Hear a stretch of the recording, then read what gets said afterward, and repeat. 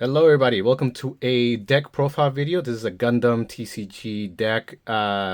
This build is a red-blue Newtype CyberNewtype deck. It's gonna be trying to get Kashatra with Merida out there and do some ping damage, what we call ping damage, like one damage, one damage, one damage, while also using blue's mechanic to rest my opponent so that I can do that damage, right? So let's get started with our low level. So you can see we're not running any 1/1s. I feel like 1/1 cards, if they're not doing something powerful, they're not really worth running. Even blocker has reached a point where I feel like it's not super strong. So we're going to start with our 2/1 Zaku Mariner. We are running 3 of the Zaku Mariner. It is a level 2 drop for 1, 2, 2. For the cost of 2, it is pretty solid. It also is important that it is a Xeon because we'll have some Xeon stuff going on. Not a whole lot, but a little bit of the Xeon things that can be taken advantage. This is taking the place of, in some lists, other cards that are 2/1s that also 2/2. I just prefer the Zaku Mariner because it has the Xeon tag, which is going to be helpful for some other things. I run 4 of the gun cannon. This is a 2/1 as well. But what it does is when you play it, you get to deal 1 damage to a rested unit. It's only a 1/2, which means it's not meant to be like the super power offense of your deck. It is meant to be doing 1 damage to your opponent's rested unit. And your opponent will be resting units. It is, of course, one of the big things in the game is that you trade units against your opponent. But it's even better to destroy your opponent's units without destroying your own. This ping damage helps you do that because this is not the only ping damage that you'll see. You may be able to do some ping damage with other units, and then this one comes in and does the finishing blow, or if there's some tokens, things like that. It's always nice for gun tank to come in and wipe away those little tokens or little units that are being pesky against you, right? Maybe things that are just keeping you from playing the game a little bit better. Next, I am running 3 of the Z Zulu. I feel like this is a very underrated card. This is a level 2 cost 2 2 2, but it has the ability that when you're attacking, if you're attacking the enemy player, meaning the base or their shields, this unit gets +2 during the battle. And that's a very important situation. So in reality, when this Zulu is targeting your opponent's shield, it's actually swinging for 4 and 2.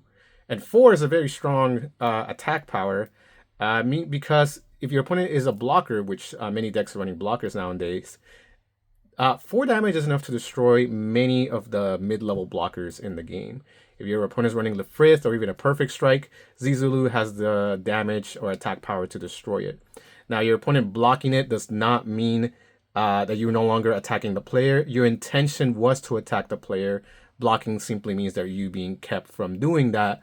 However, the battle is still the same, so you do get to keep that +2 attack. And so your opponent has to decide between taking the damage or potentially losing their blocker to what normally feels like a weaker unit, right? Lefrith and Perfect Strike are pretty solid blockers. Even, if they're just raw, they have no boost from a pilot or anything like that, they risk losing it to that Z Zulu attack. Next, we run 4 gun cannons. This is meant to get rid of the smaller units. So you will notice that it says when paired, choose 1 enemy unit with 2 or less HP and you can rest it. So this will start resting your opponent's small units. It also has repair 1. So if your opponent puts down some tokens or things that only do 1 damage, for example, you can rest it. And if you have the turn, you can attack it and then repair your 1 damage from it. You also notice it can pair with a white base trait. We do run Amaro in this deck. And so Amaro being paired with this would likely both rest a 2 HP and a 5 with Amaro on it, right? So this gun cannon is pretty solid. It can do a couple of rests in 1 turn if you have the right cards. It has repair, and with the buff from a pilot, it's gonna be it could be 4/4, something like that. And it can do white base trait, which Amaro is not only white base trait, but I mean I'll get to that when I get to gun cannon. Solid in this deck. I like it. Run 4. We run 3 Rizal. Rizal is just a 3/2 4/3 for the 2 cost, and level 3 4 is a pretty strong attack power. So I really like it in this deck, even though it's just a vanilla. It's really difficult to get to 4 damage on many units, and so we run this guy just because he's so powerful. He can take out stronger things. When my opponent sees me slam it down on the field, they know that they're going to take some big damage from it. It could potentially be boosted by our base that we run in this deck. I am going to talk about how that helps out a lot as we move on. Next, we run 3 Anxias as well. We talked about the gun tank doing damage. The Anxia also does damage while being stronger. It is a level 4 drop for 2. And on deployment, if your opponent has a rested unit, you deal damage. So we have more ping happening here on a rested unit, right? So you could bring this out in your mid levels. It is 3/3 as well, which is pretty solid. Not super strong, but it can destroy a EX base, which is really nice. No link, unfortunately, but the 1 damage more than makes up for it. You have gun tank doing damage. You have Anxia doing damage. You have Zig Zulu doing +2 if you're attacking the base. You have gun cannon resting things and repairing. And of course, next we have the Kshatriya. Level 4 drop for 2. Not super powerful, but we do run Merida, like I said, and other CyberNewtypes. This can definitely link with them. It is okay for the cost of 2 and level 4. It is a 3/4. But it can link. It can go ahead and attack right away with the Merida that we run. I would consider running only 2 of these. I think it would be fine to run just 2. In fact, I'd rather probably have the next card, 1 more of the next card than this card. So let's get to it. I only have 2 of the regular Gundam. I only had 1 starter deck. Believe me, if I had more, I'd probably consider running 4 of this Gundam. This card, if you look at it, if you consider it, it's just extremely powerful. It repairs 2. It is a 4/3/3/4, and during pair, not link. All of your units get attack +1. So this is buffing your board. This is repairing for 2. And if you're pairing it with Amuro linking, you're also resting your opponent and making this Gundam a 5/5. Really strong for the level and cost. 5/5 with repair, with a boost, with a link. This card is incredible. No wonder this card is going up in price, and so is the starter deck that it comes with. You should be running 4 of it. I would definitely replace my Kshatriya, maybe even a gun cannon. Kshatriya and a gun cannon, and just get 4 of this guy. He's just really strong for the level and the cost. And with the Amuro, if you can get the Amuro pairing, that's even better. Even better, destroying your opponent's small units. So for now, we are running the Unicorn Banshee Unicorn mode. A 4/3/4/3. It can link with CyberNewtype, which Merida is, so you can link with Merida to get this unit to attack right away. But also, when paired, you can rest a 3 HP or less, resting more units. Between Amuro, between the Banshee Unicorn mode, Gun Cannon, you are resting your opponent very often, so that the ping damage that you're seeing here is not necessarily waiting for your opponent to rest themselves by attacking or whatever it is. You can also rest your opponent pretty often enough. And even get some links happening if you have the right cards for it, right? So Unicorn mode, I like it in this. Don't need too many of them though. I'd rather have the Gundam. But this is not a bad card either. It is resting a little bit. It is got some solid stats. It does link with Merida instead of Amuro, which is really nice to have. Next, we run 4 Kshatriyas. Like we mentioned already, Merida is going to be a run of 4 off, and Kshatriya is just really strong, and it does ping damage. If you're not familiar with it, it is level 5, cost 4. And when paired with a CyberNewtype or Newtype, meaning Amuro or Merida, or the other pilots that we run, you can choose up to 2 enemy units and deal 1 damage. So you can deal 1 damage here, 1 damage there, do a little bit of ping damage. You have a link with Merida. At a 5/4 is pretty powerful, but powered up with Merida, it goes up to a 7/5. Right? So pretty powerful attacks happening from the Kshatriya. Giving some powerful damage as well, 1/1/1/1 here and there, doing what the deck is trying to do, ping damage, getting rid of your opponent units right as it goes.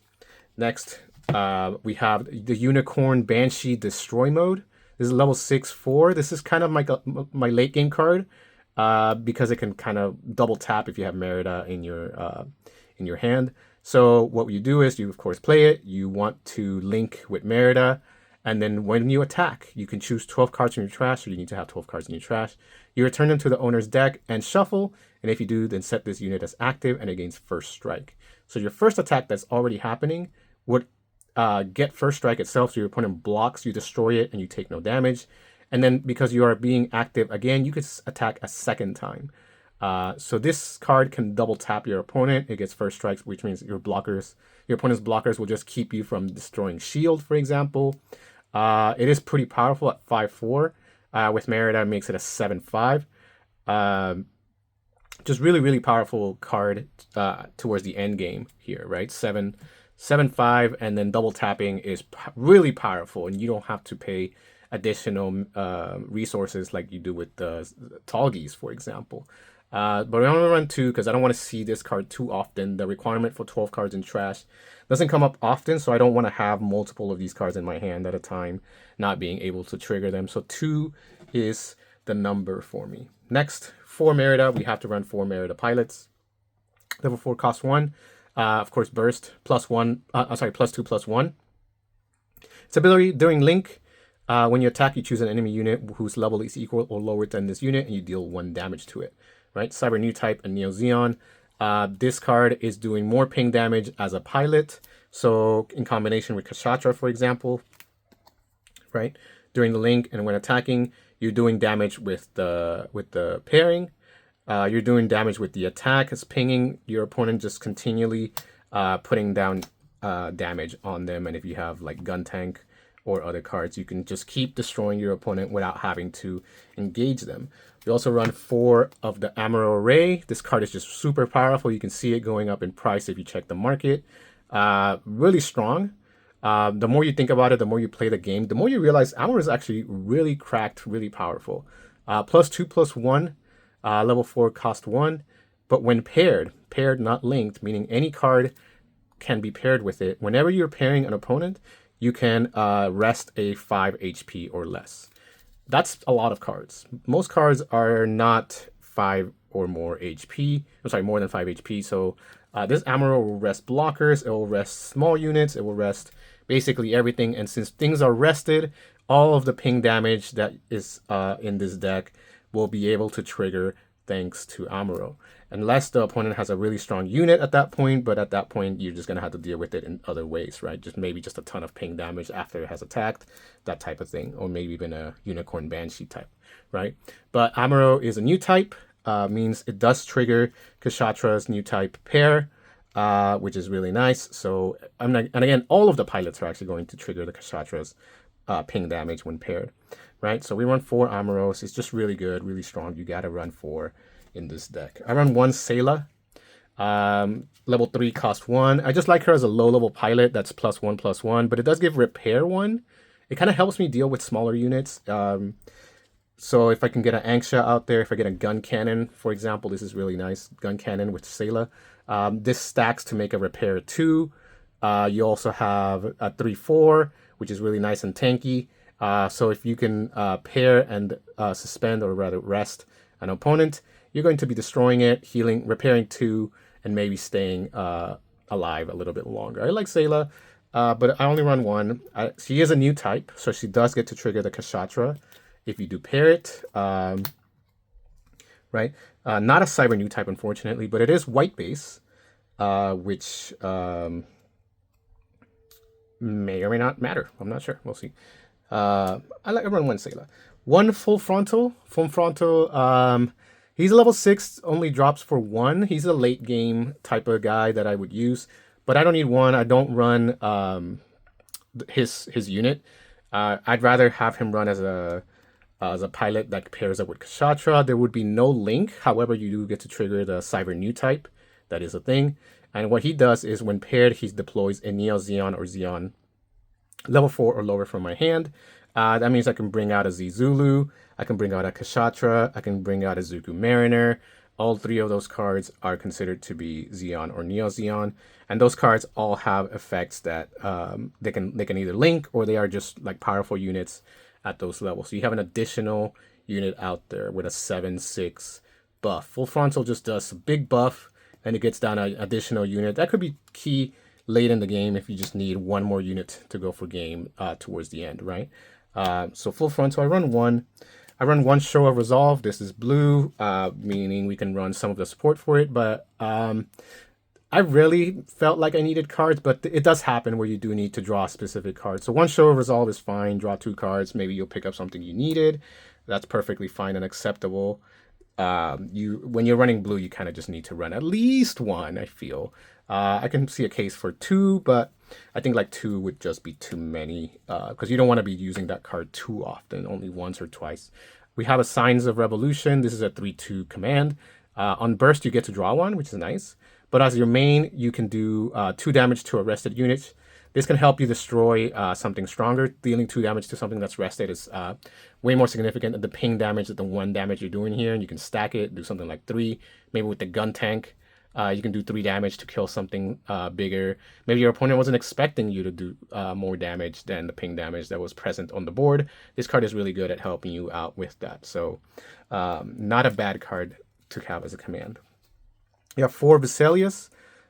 This is a 3/1 base, 5 HP. As all bases do, it adds a card you shield to your hand, but you can activate it as a main. You can arrest the base to give 1 unit that you have +1 attack power. This is not limited to just deployment. You can trigger this +1 every turn. This is huge. This card is incredible. If you have a Z Zulu and you don't want to hit your opponent's shield, but you still need to do 3 damage, Vesalius will help you get to 3, right?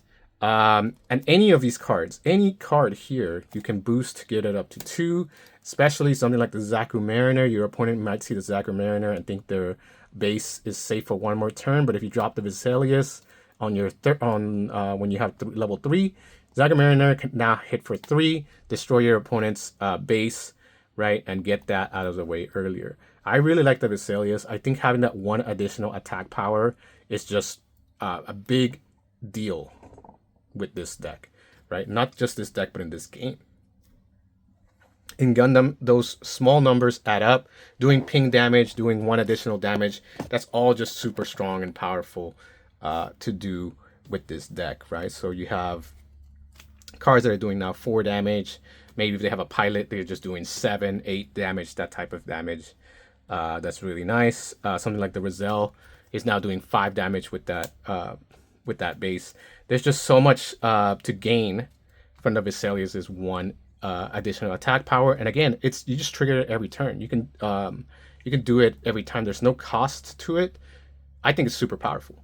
And then we run as our last card 1 white base. This is a blue base. It is just really nice to sometimes pop tokens if you have nothing to do with your resources at this point late in the game. For example, you can start just deploying tokens and just start going wide, right? Start getting more units out there. Maybe that's what it takes to win the game sometimes. So I like white base. I think it's really powerful. I just like Vesalius's attack power boost better. But overall, this is the deck. Lots of putting your opponent to rest. Lots of ping damage happening across the board. Taking advantage of like the nice, powerful vanilla cards, right? Taking advantage of cards that are dealing against what we call the meta, which is the blockers that are really powerful, like 4 HP type stuff. This will destroy that. Resting my opponent is big key. Vesalius giving +1 is also very nice. And again, the only change I would make is that I would probably run more of this Gundam. This card is just really strong when you realize what it does in big picture, right? With Amuro and with the repair and with the boost, the additional attack power. It's just really something that works really well in this deck. Well, that's the deck. Let me know what you think. Let me know what changes you would make, what you like, what you didn't like. And I'll see you in the next video. Peace.